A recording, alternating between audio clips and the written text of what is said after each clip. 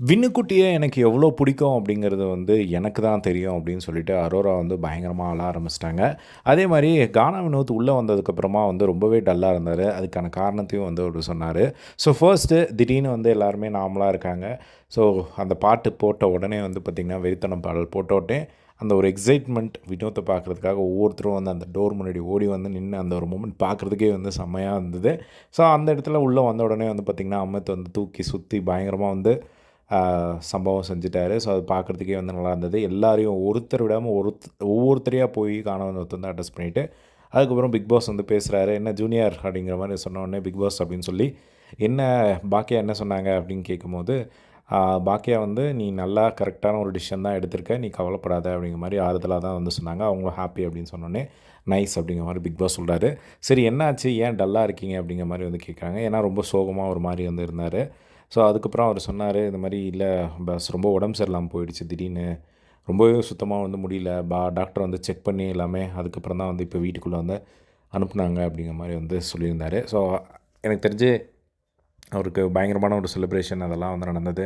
நெறைய மக்கள வந்து மீட் பண்ணாங்க. ஸோ அந்த ஒரு டயர்ட்லேயே வந்து அவருக்கு ஃபீவர் வந்திருக்கும்னு நெனைக்கிறேன்.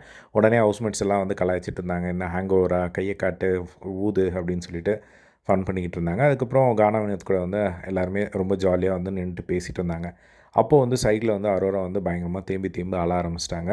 அப்போ திவ்யா, ஆத்ரே எல்லாருமே வந்து கன்சோல் பண்ணிட்டு இருந்தாங்க. "என்னடி ஆச்சு? எதுக்குடி அழுவுற?" அப்படின்னு சொல்லி கேட்டுட்டு இருக்கும்போது, இல்ல அப்படின்னு சொல்லி, "இல்ல எல்லாருமே என்ன தான் வந்து சொன்னாங்க. கானா வினோத் வெளிய போனதுக்கு காரணம். எனக்கு வினோத்த எவ்வளோ பிடிக்கும் அப்படிங்கிறது எனக்கு தான் தெரியும்." அப்படிங்கிற மாரி வந்து சொல்லிட்டு இருந்தாங்க. அதுக்கப்புறமா ஆ வினோத் வந்து அத பார்த்துட்டாரு. "ஏய் வா, இங்க வா. எதுக்கு அழுகுற நீ?" அப்படின்னு சொன்னோனே, இல்ல. இங்க பாரு நீ எல்லாம் காரணமே கிடையாது. நான் பணப்பொட்டி எடுத்ததுக்கு. நான் பணப்பொட்டி எடுத்ததுக்கு நான் தான் காரணம். ஸோ நீ வந்து தயவு செஞ்சு அது மாரிலாம் வந்து நெனச்சுக்காத. நான் வெளிய போய் அதுதான் சொன்னேன். எனக்கு ஒருத்தர் மேல கூட எந்த ஒரு வருத்தமும் கிடையாது. ஸோ என்னோட ஒரு டிசிஷன் நான் எடுத்தது அப்படின்னு சொன்னோனே, அரோரா வந்து ரொம்ப அழுதுட்டே வந்து சொன்னாங்க.